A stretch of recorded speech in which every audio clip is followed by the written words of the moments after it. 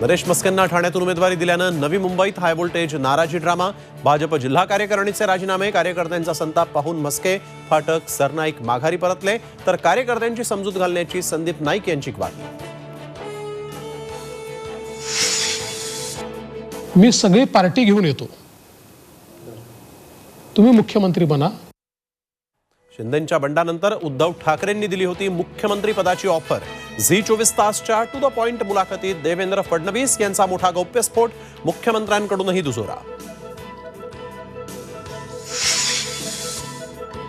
फडणवीसांच्या गौप्यस्फोटानंतर राजकीय खळबळ, फडणवीस कल्पोकल्पित बोलतात, पवारांची टीका, तर फडणवीसांची विश्वासार्हता काय? आदित्य ठाकरेंचा सवाल, ठाकरे सत्तेसाठी कुठल्याही थराला जाऊ शकतात, बावनकुळेंचा आरोप।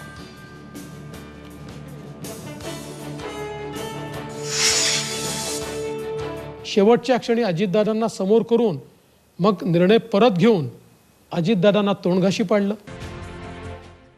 भाजप सोबत येण्याचा निर्णय शरद पवारांनी फिरवला। झी 24 तासच्या मुलाखतीत उपमुख्यमंत्री देवेंद्र फडणवीसांचा आणखीन एक गौप्यस्फोट।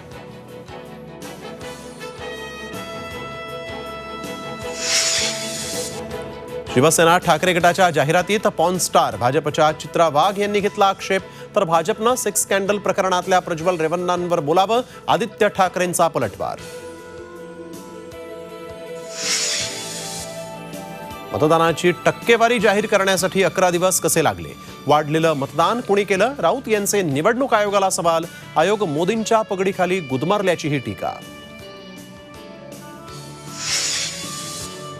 पाकिस्तानच्या माजी मंत्र्यांचं राहुल गांधींवर ट्विट, पाकिस्तानला शहजादा पंतप्रधान हवाय, ट्विटचा हवाला देत मोदींचा राहुल गांधींवर हल्लाबोल।